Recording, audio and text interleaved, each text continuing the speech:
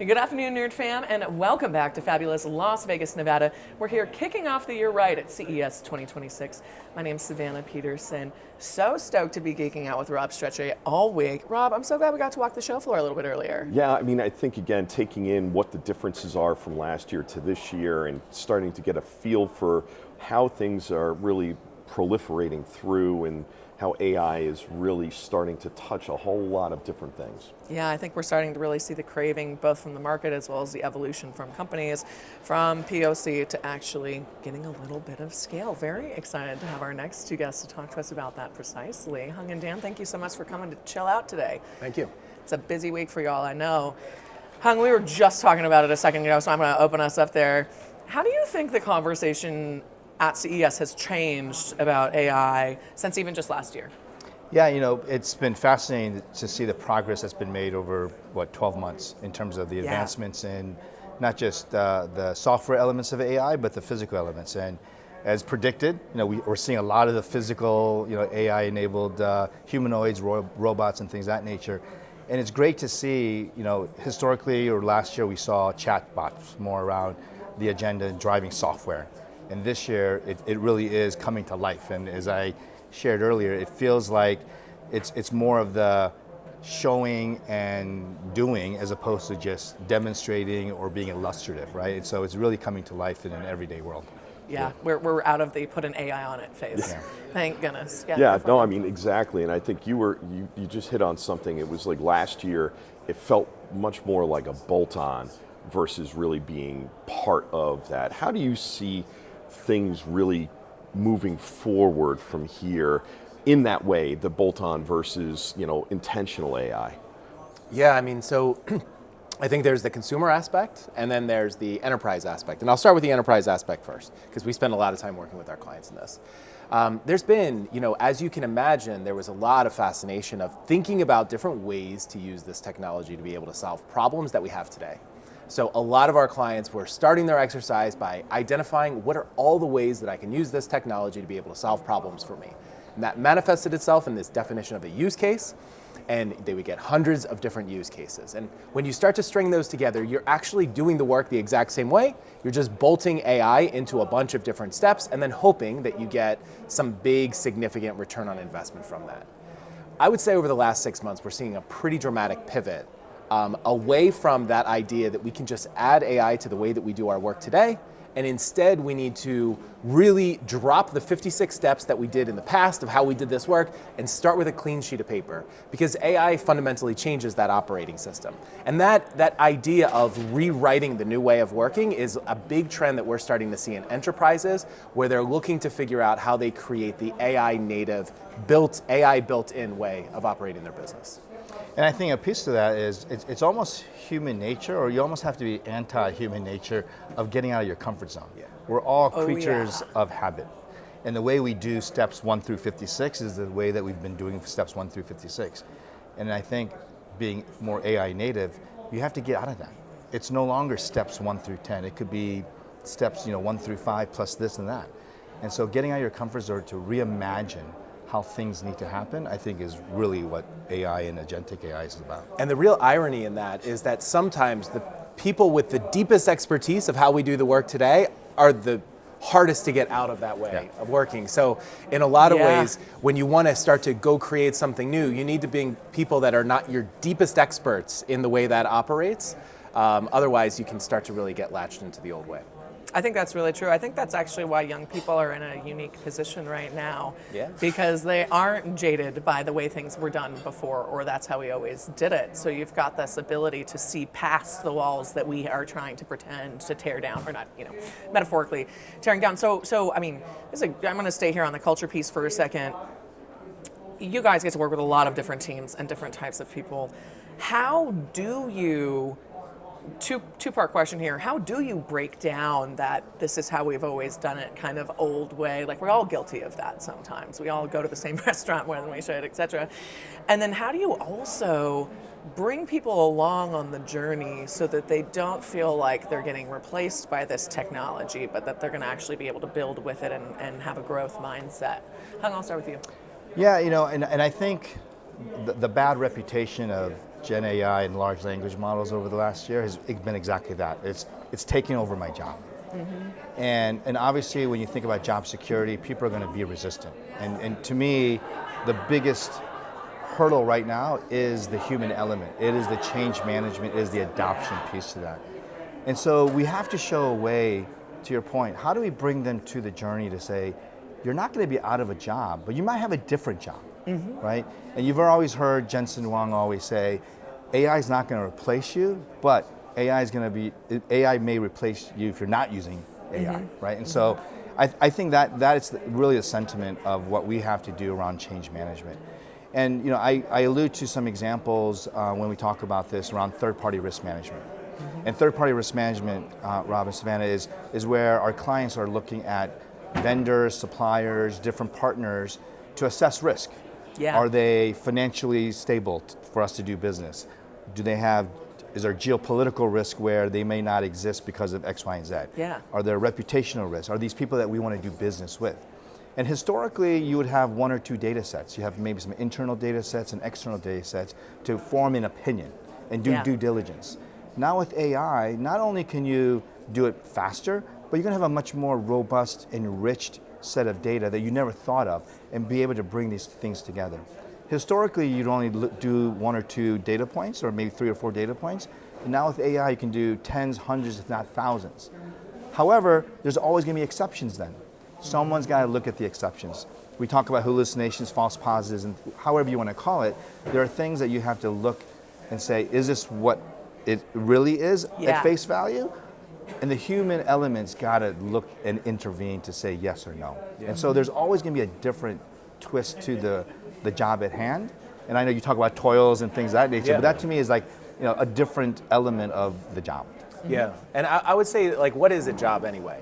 A job is, a job is something that we've made up in a lot of organizations, and that is somebody that is responsible for executing a wide set of tasks in the normal course of their business. Not one task, almost never just one task. And what AI is doing right now is automating a couple of these tasks. And for the person that has, let's say I'm responsible for running accounts payable inside an organization, I may have a collection of 40 things that I'm responsible for doing. Well, if the dialogue becomes, okay, how many of those things can AI do? I get on guard. At that point, like, now I'm starting to get defensive that, like, you are paper cut by paper cut starting to cut me out of some of those tasks that really form the composition of my job. So Savannah, to get to the idea of, like, how do we get our clients to move from this bolt-on to this built-in, we've created something inside of our organization that we call a value blueprint. That is essentially, instead of getting into the board and mapping out all those processes and bringing yellow Post-it notes and red Post-it notes and, like, we don't want to do that anymore, this is a good opportunity. Yeah. Now we just sketch out, what does the future operating look like inside the organization? And that is a combination of new jobs that people have and execute, and then where the AI plays a role. These agents start to play the role. So what we're finding as we're engaging in that way with our clients is that their workforce doesn't feel like they're being, cut away from paper cuts. Now they see, oh, okay, in this new way of working, I'm actually going to play this role of working with these agents. This is my new job. There's an effort to figure out how to train people to be able to occupy that job, but then people feel empowered that they see where their role is in the future, and it's not just something that is slowly withering and eroding away. And in that context, I think everyone's got to be comfortable about managing agents now. It's no longer about managing people and humans.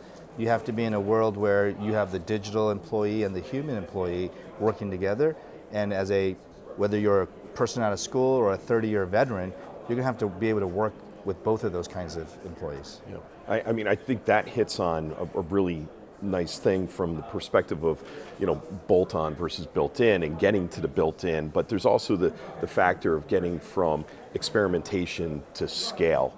What are you seeing, here at CES and with your customers that is kind of showing you that they're on that path of getting from, or how are they getting from experimentation to actual scale? Yeah, when we see the the massive, like this is a big innovation of technology, but it's an even bigger change of business innovation because companies need to go through this transformation in terms of how they operate their business and in many cases about how they make money. You know, their business models are starting to evolve as well. And in order to do that, fundamentally you need to be able to address the transformation in 3 ways. You need to have the right mindset inside your leaders and inside your workforce to be able to attack problems the right way. You need to have the right skill set for the employees to start working with these wide variety of tools, and you need to have the right tools in place, the right tool set. And what we saw for the last couple of years is most of the financial investments at our clients have been going towards the tools. You know, like I can go to most of my clients and ask them, what is the first word you think of when I say AI? And they named me a different tool. If it's ChatGPT or if it's Copilot, they name the tool.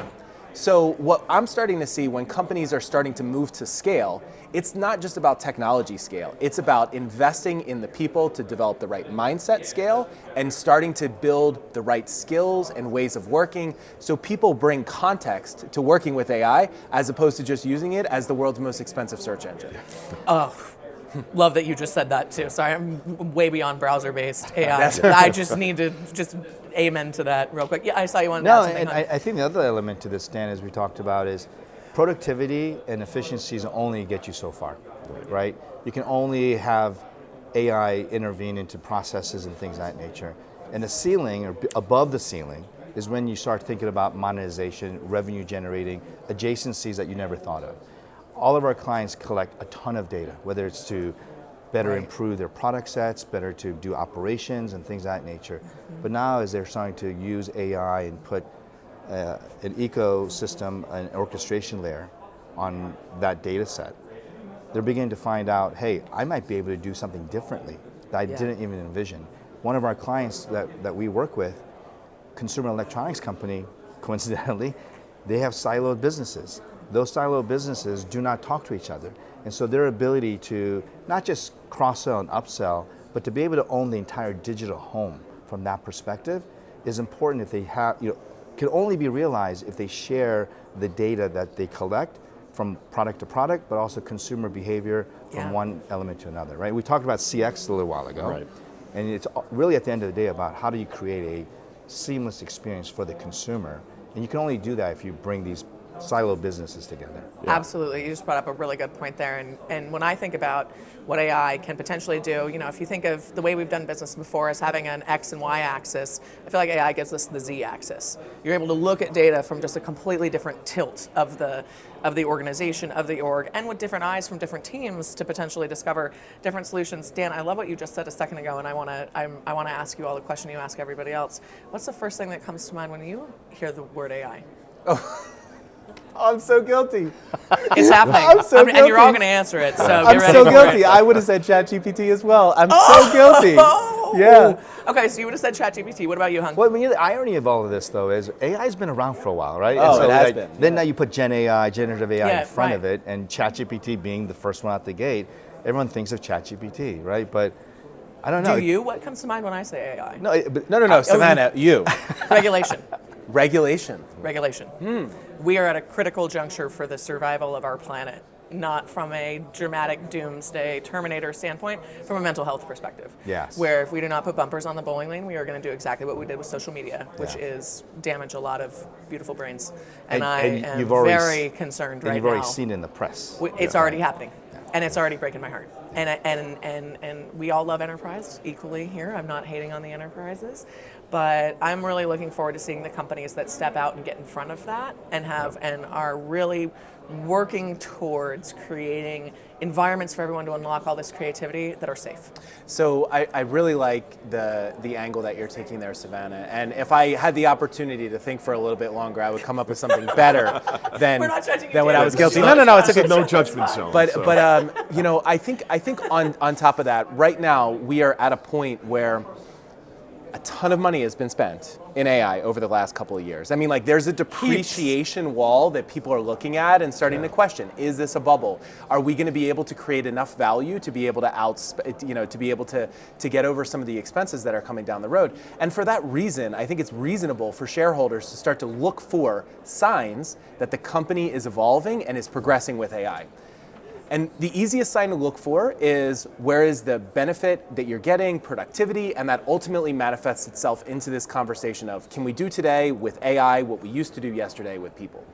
And I think that is a really unfortunate thing that is happening right now. Agree with you. Because what we see is that AI is really good at like doing something well the first time and feeling good about it, but it's essentially commoditizing what the output is. Like it raises the floor for everything, but it doesn't raise the ceiling on anything. It raises the floor to the exact same space. So for companies to really differentiate, it's going to be people that are shaping that point of differentiation, people that bring their deep domain expertise, their critical thinking, their creativity to be able to work together with AI to create something novel and new.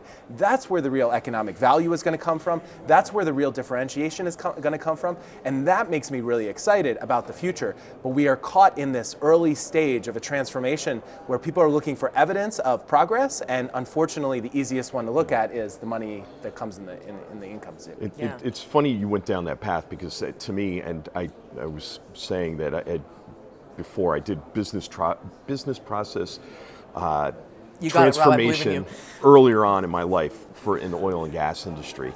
And it was PowerPoints and Excels, and I know there's still a lot of that still in industry, but it's, things are taking you from the beginning to a little bit further down the line using things like AI. To me, when I think of AI, I think of business and digital transformation, and real digital transformation versus what we've been talking about for the last 10 years. Where do you see that with your customers and how they look at, because you brought it up around, hey, the process re-engineering aspect of it and starting with a fresh piece of paper. How do you see organizations really embracing that to kind of redo not just what the tech is, because like you said, I think there's been a ton of tech bought already that needs to see value, but it's also the process part of that. And where do you guys come in on that? No, and to Dan's point, I mean, the technology is there, right? It's been around for a long time, and now it's more mainstream.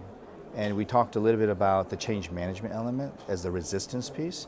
But to your point, Rob, our clients, and Dan talked about our value blueprints, right? As a starting point around how do you reimagine not just business functions, but business models. And I think that level of abstraction is very hard for some of our clients to think about. Because again, we're creatures of habit, so steps 1 through 10. No longer do you need to talk about steps 1 through 10. What is the outcome that you're looking to achieve, and how can this new technology help you achieve that? And we start to look at some of the value blueprints that we've developed across all of our sectors. We know what the answer is, then we need to get our clients and the executive suites and the people on that journey to say, yes, this is how and what we need to get to, leveraging the technology at hand. And that's the journey in part of how does every person in the organization fit into that transformation. And feel included. Yes. Feel part of it. Yeah.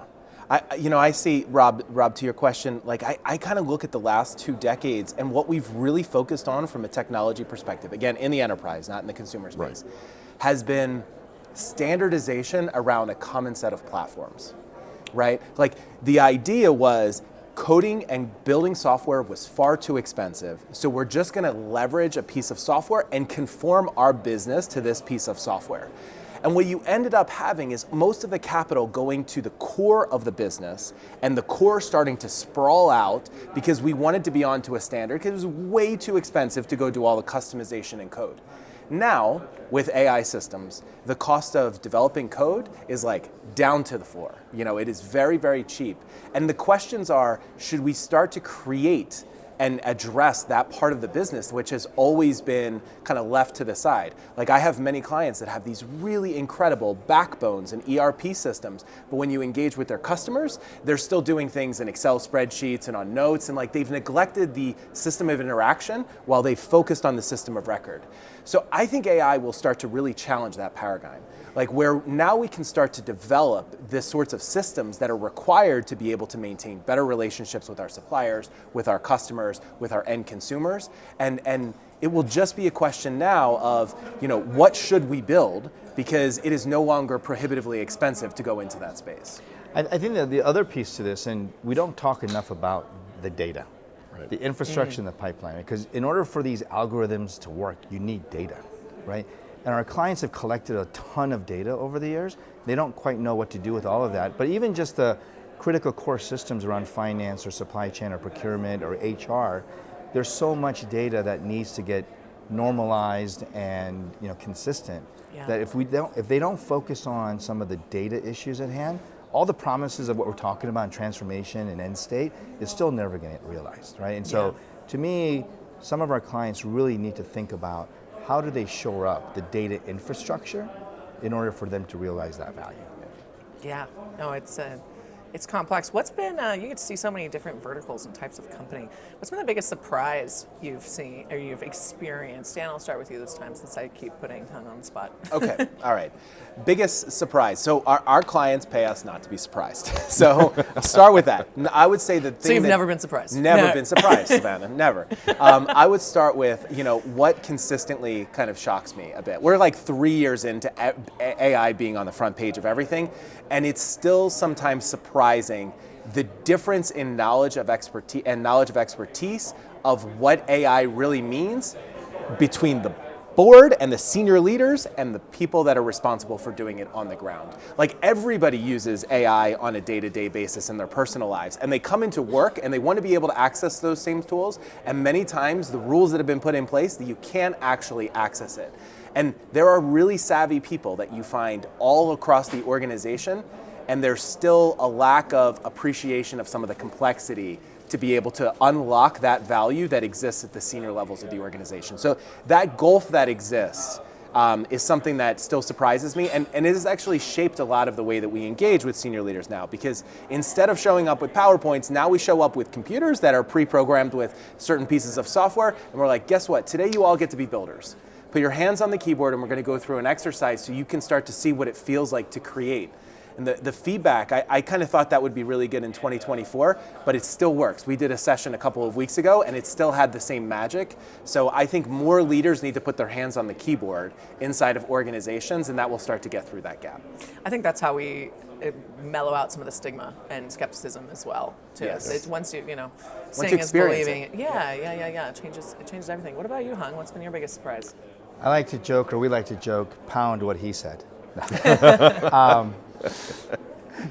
Finally, I got to go first this time. I love how you said pound instead of hashtag. Moving into a new, It's the old me. I kind of cherish that you did that.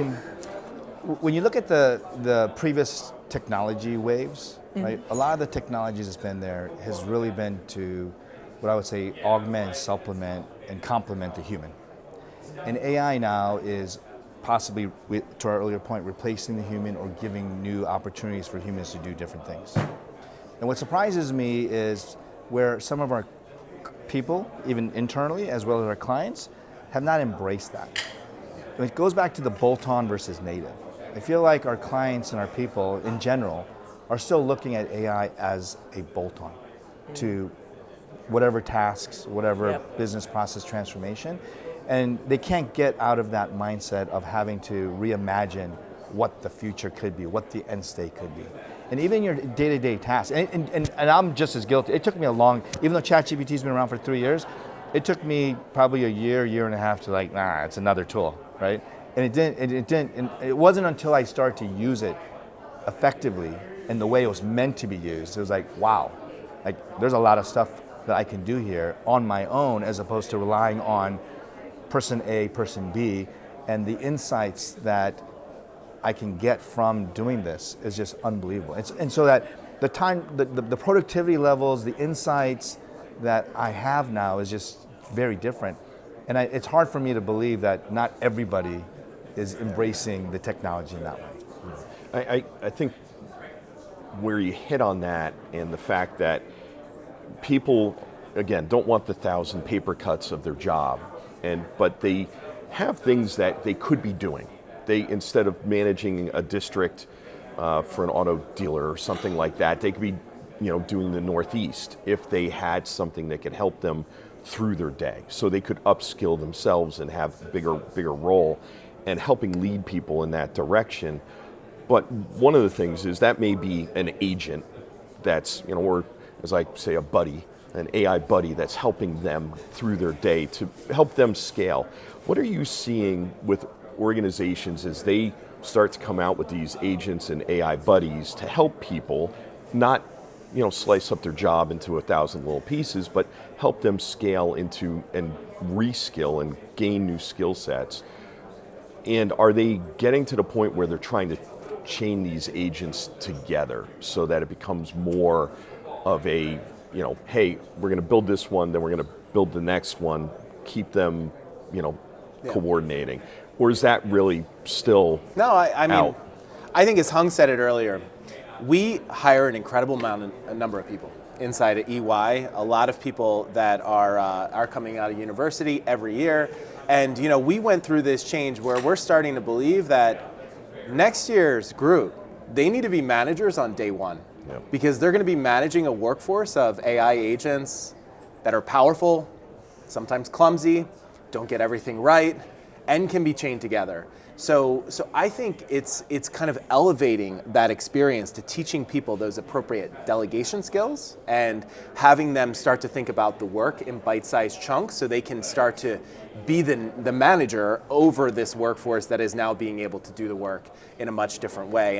And we are seeing situations where I wouldn't say it's like fully autonomous agents that are strung together, but there is an agent that is specialized in this particular task that then transitions information over to this agent that is specialized in this task, and those things are kind of working complementary. And there's one other bit, Savannah, I wanted to go back to the question that you asked earlier, what surprises me. There's one other thing that surprises me, and it's that organizations are so fascinated by the large language model and the model inside their organization, the thing they actually control the least.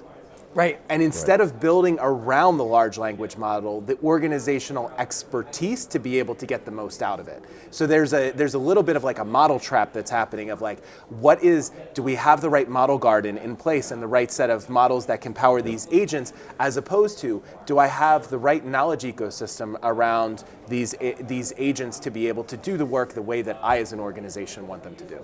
I think that's a really good point. I think there is a little infatuation to a degree with LLMs. And the reality is small language models are going to be one of the larger ways that most of the world actually gains value from this whole technological moment. So, we're kind of like clunky teenagers right now trying to figure out how to pull ourselves together a little bit as an industry. I say that lovingly, but it's interesting. So what is, for the wonderful senior leaders listening right now, what is the most important first step? I know we mentioned mindset and really having to think differently, but beyond that, what's the most important first step when you're going from a bolt-on mindset to an actual AI native and optimized mindset? I mean, we touched on it many times through this conversation, Savannah. I think it's really bringing your whole workforce on the journey. They need to understand what is end state, how do they fit in, and what are the steps to get there. And I think many times, that's the biggest lesson learned, not even just in this sort of technology transformation, but even previous technology waves. Yeah. You need, as leaders, you need to paint the vision of where, why, and how, and bring the workforce and your people on that journey to show what the outcomes are going to be. The other thing, Dan, and we've talked about this, is just maybe as an aside, I think with AI and with Gen AI and all this new technology, some of the folks in the universities are always talking about, wow, am I going to get another job? Can I get a job? Computer science major was the best thing that my parents told me. Now, I'm being replaced. One of the things that we talk about in our workforce, because we hire so many people from the universities, right? Yes, your technical expertise is going to be important, but it needs to be balanced with the humanities, right? And one of our mottos in the firm is, the better the question, the better the answer. And if you know how to frame those questions, you know how to be a knowledge worker, right? And have that technical or STEM expertise to augment, I think that profile is going to be so more powerful, right? And to be able to balance the technical and the humanities and the liberal arts, if you will. And that goes for, like I said earlier, not just people who are right out of school, but for 30-year veterans that can retrain themselves in this new world of AI. You just made me feel great about my liberal arts degree. As he said, pound side what Hung said. But I would add one more thing. I would say that communication in this space is really important to the workforce. And there's a shift in the way that we ask the question that I think is a very simple thing to do that puts you on a different track. Instead of asking what AI can do, what you do today, start to ask the workforce what they can do now that they have AI. And if you just flip that orientation of a growth mindset versus a reductionist mindset around productivity, that allows and gives the organization permission to start to explore testing the boundaries of what was possible. And those are the little shifts of giving the organization permission to go try to tackle something new that I think make a big difference in being able to harness the human capital that exists across the company. I think that's a really good point. Or rather than even asking what's possible now that we have AI, what could we do if we could do anything? Yeah, what used to be impossible. Yeah, That's right. Yeah, and just dropping all of those design constraints to a degree because, I mean, shoot, if it's not there yet, the rate of innovation right now, it could be ready for that type of solution tomorrow, for all we know. Hung and Dan, I could talk to you all day. This has been really fantastic. Thank you both for taking the time. Thank you. Thank you. And thank you, Rob. Always a joy. Always a joy. Always a joy. And thank all of you for tuning in to our exclusive coverage here at CES 2026 in Las Vegas, Nevada. My name is Savannah Peterson. You're watching theCUBE, the leading source for enterprise tech news.